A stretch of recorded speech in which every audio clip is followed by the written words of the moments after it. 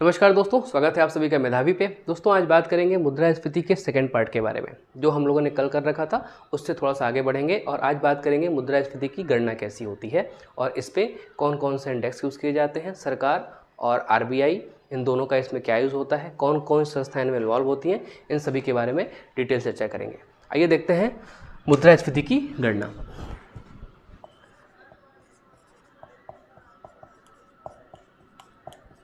मुद्रास्फीति की गणना देखिए, अभी तक मुद्रास्फीति की जो गणना होती थी वह सरकार की दो संस्थाएं करती थी। ठीक है, एक था सीएसओ और दूसरा था एनएसएसओ।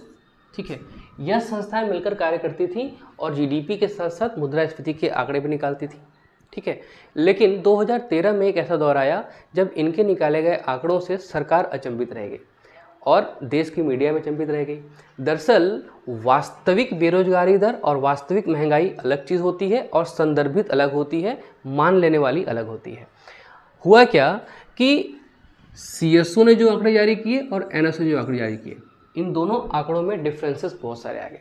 जैसे कि अगर एक जगह किए जाने वाले खर्च को एक जगह काउंट किया जाए तब तो जो उसका हिसाब है वो सही मिलेगा, लेकिन अगर एक ही जगह खर्च किए जाने वाले एक ही प्रकार के रुपयों को दो जगह या तीन जगह काउंट कर लिया जाए तो हिसाब जो है हिसाब जो है वास्तविक न होकर वह संदर्भित सा हो जाता है। तो ऐसे में सरकार ने निर्णय लिया कि इन दोनों संस्थाओं को मिला के एक नई संस्था का निर्माण किया जाए, जो कि बनी एनएसओ, नेशनल स्टैटिस्टिकल ऑफिस या केंद्रीय सांख्यिकी कार्यालय।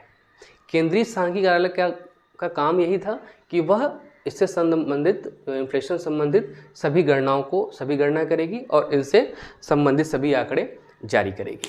ठीक है, लेकिन इसकी गणना करने के लिए एनएसओ दो प्रकार के इंडेक्स का यूज़ करती है। The first one is WPI, second one is CPI।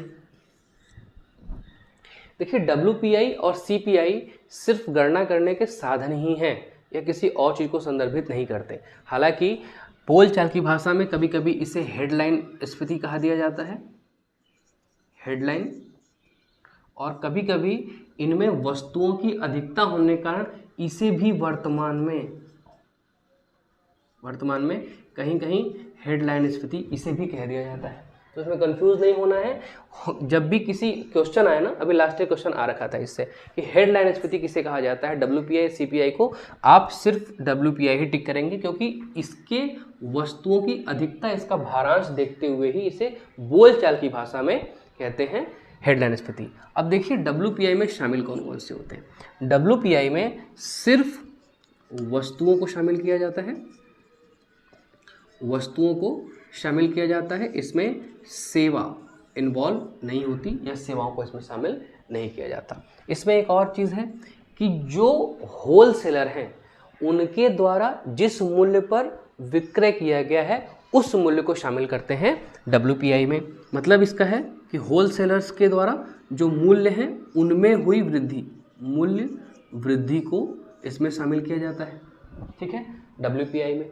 और अब देख लीजिए आप CPI में क्या है, वस्तु और सेवा दोनों शामिल होती है। ठीक है, इसमें जो है, जो वस्तु और सेवा शामिल की जा रही है, इसमें एक और चीज़ है कि जब वस्तु और सेवा दोनों शामिल की जाएगी, ठीक है, और WPI में इसमें वस्तु और सेवा दोनों और इसमें सिर्फ और सिर्फ वस्तुएं शामिल की जा रही हैं। एक और चीज़, यहाँ पे जब खाद्य और ईंधन को छोड़कर इसकी और इसके दोनों में शामिल वस्तुओं को, अगर खाद्य और ईंधन को छोड़ के और उसके अलावा सभी वस्तुओं की गणना, खाद्य और ईंधन को छोड़ के सभी वस्तुओं के मूल्य में वृद्धि जब गणना की जाती है तो इसे कहते हैं कोर लाइन या कोर स्फीति।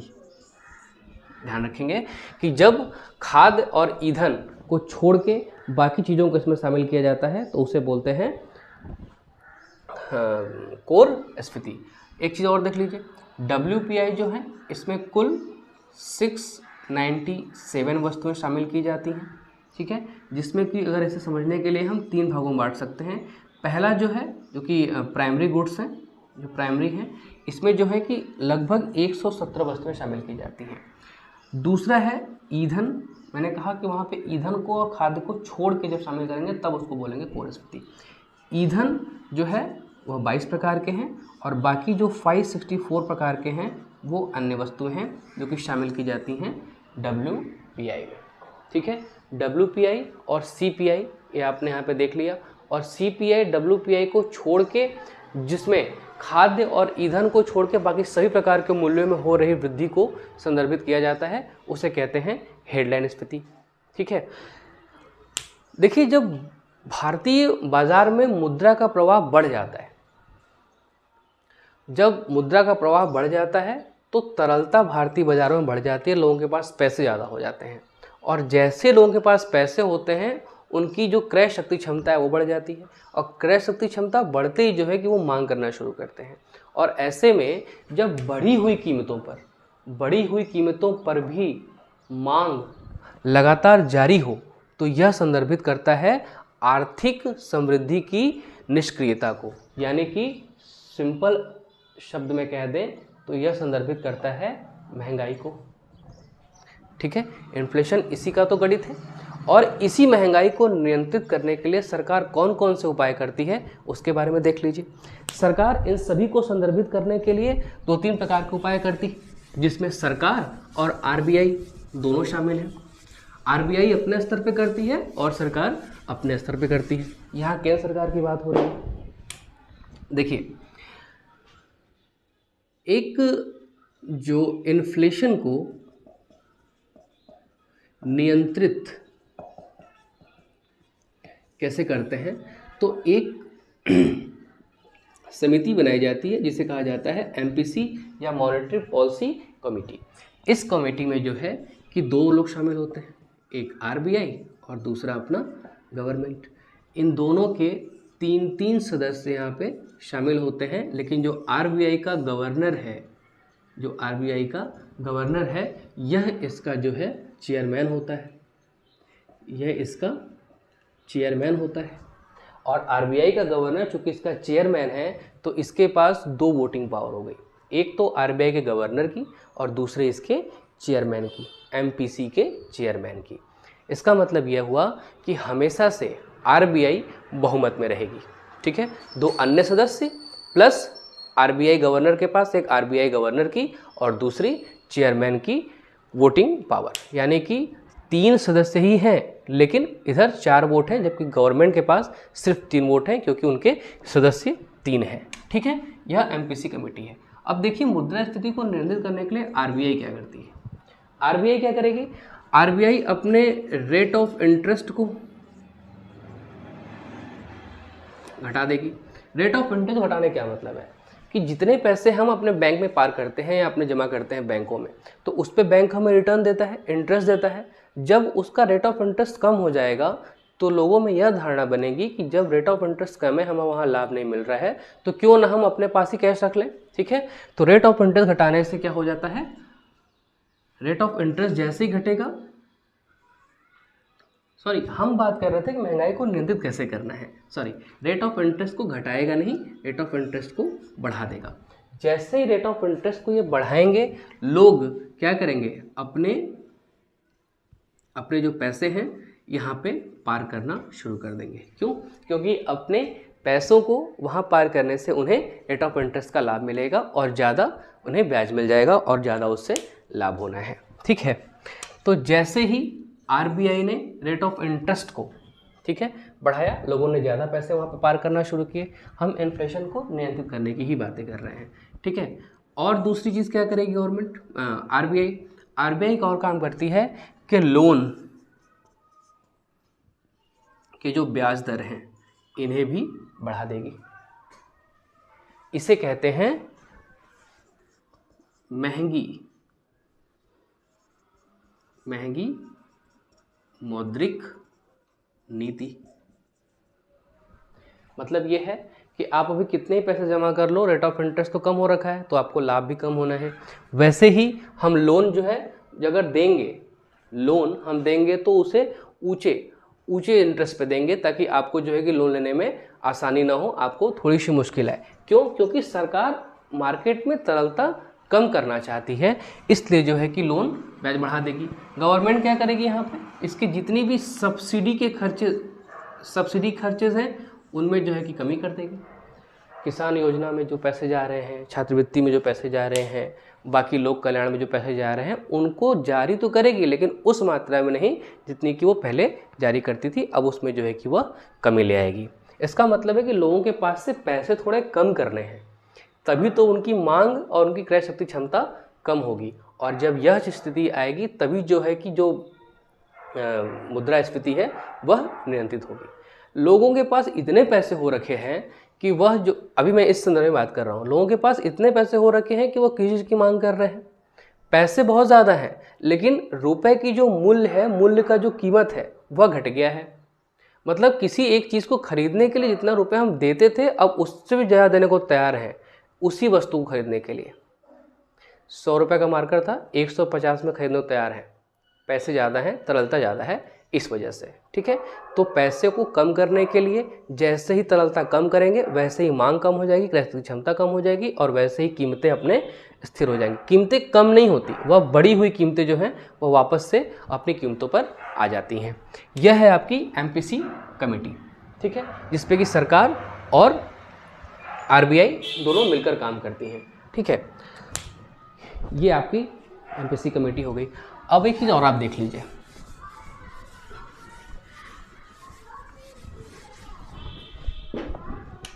अगर दूसरे अर्थ में देख लें तो बाजार में मुद्रा या द्रव्य की आपूर्ति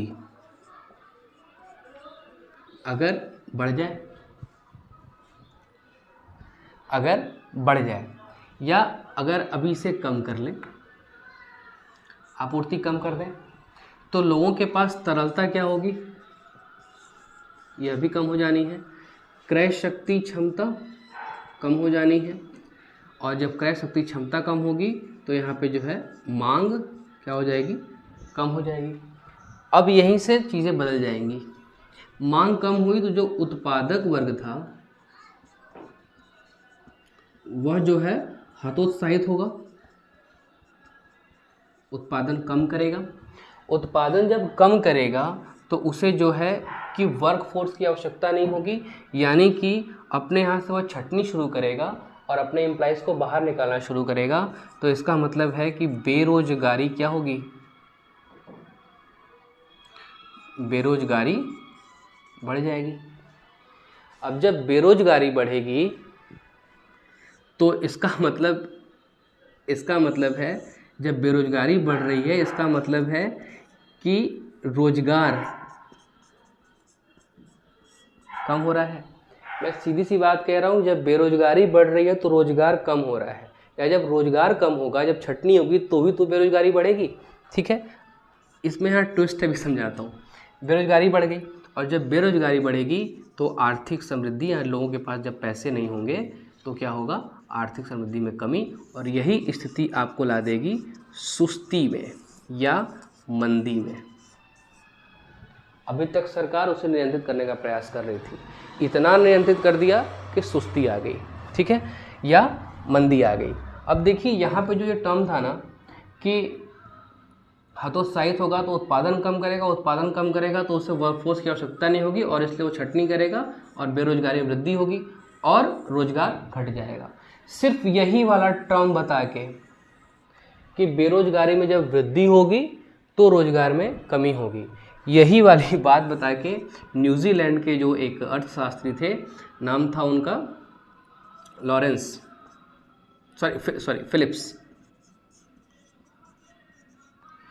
फिलिप्स ने जो है कि फिलिप्स कर्व का सिद्धांत दे दिया। इसमें ऐसा कौन सी बड़ी बात थी कि बेरोजगारी बढ़ेगी तो रोजगार कम होगा या रोजगार कम होगा तो बेरोजगारी बढ़ेगी। फिलिप्स ने अपने इस सिद्धांत को फिलिप्स वक्र का नाम दिया और उसे आप यहाँ ऐसे समझ सकते हैं, इसे आप ऐसे यहाँ समझ सकते हैं कि इन्होंने कहा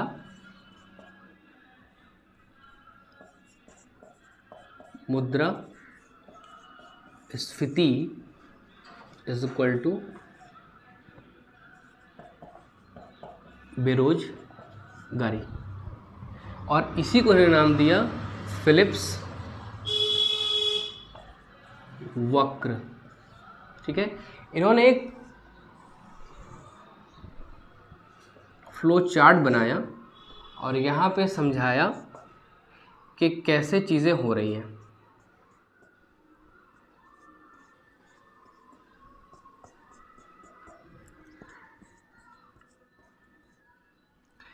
इन्होंने समझाया कि जब ये देखिए मुद्रास्फीति के, यह मुद्रास्फीति की दर है और यह है बेरोजगारी की दर, ये बेरोजगारी दर है। इन्होंने बताया कि अगर मुद्रास्फीति की दर 2 होगी, अगर इसे आप ऊपर नीचे भी कर सकते हैं या कम ज़्यादा भी कर सकते हैं, अगर 2 होगी तो जो है कि बेरोजगारी दर क्या होगी, ज़्यादा होगी। ठीक है, और अगर यह दर थोड़ी और ज़्यादा हो जाएगी, 3 पे चली जाएगी, तो बेरोजगारी दर हो सकता है कि और कम हो जाए, सॉरी और बढ़ जाए। कहने का सेंस ये था कि यह इसमें समन्वयता दिखाने की कोशिश कर रहे थे कि अगर बेरोजगारी दर बढ़ेगी तो मुद्रास्फीति दर भी जो है बढ़ जाएगी। अब आप एक ही और देखिए, अगर मुद्रास्फीति दर यहाँ पे बढ़ रही है, 1 2 3 4 चौथे लेवल पे आ गए। अब यहाँ पे उन्होंने कहा कि जब मुद्रास्फीति की दर ज़्यादा होगी तो बेरोजगारी की दर कम हो जाएगी। ठीक है, इसका मतलब यह है कि जितनी ज़्यादा मुद्रास्फीति बढ़ेगी उतनी ही ज़्यादा बेरोजगारी की दर भी, उतनी ज़्यादा बेरोजगारी की दर कम हो जाएगी। इसका मतलब है कि अगर यह ड्यू पॉइंट ले लें और इसे मिला दें, इसे ऐसे मिला दें, तो यह जो यहाँ मिल के बन रहा है ना, ये जो कर्व, इसे ही नाम दिया गया फिलिप्स कर्व। ठीक है, इसका मतलब ये था कि जैसे जैसे मुद्रास्फीति बढ़ेगी बेरोजगारी की दर कम होती जाएगी। ठीक है, आइए देखिए इसे समझने के लिए कि इन्फ्लेशन में कौन कौन सी चीज़ें हैं। अवस्फीति है, संस्फीति है और निस्पंदन स्फीति है, स्टैगफ्लेशन है। स्टैगफ्लेशन का मतलब था कि जब से लोग लॉकडाउन में जब हम बात कर रहे थे तो उसका मतलब था कि उसमें मंदी भी थी मार्केट में, प्लस बेरोजगारी भी थी, हमारे पास कोई काम था नहीं उस समय, बेरोजगारी भी थी। तो अर्थशास्त्रियों ने इन्हीं दोनों टर्म को एक नया नाम दे दिया जिसे कहा गया स्टैगफ्लेशन। इतनी सी बात है। ठीक है, तो कहने का मतलब है कि अवस्फीति, संस्फीति, निस्पंदन कार्यस्फीति, बहुत सारी स्फीतिज हैं, लेकिन अभी मुद्रास्फीति को जानने के लिए इतना ही आवश्यक है हम सभी के लिए, और मुझे लगता है कि यह सफिशिएंट होगा समझने के लिए। आज के लिए इतना ही, धन्यवाद।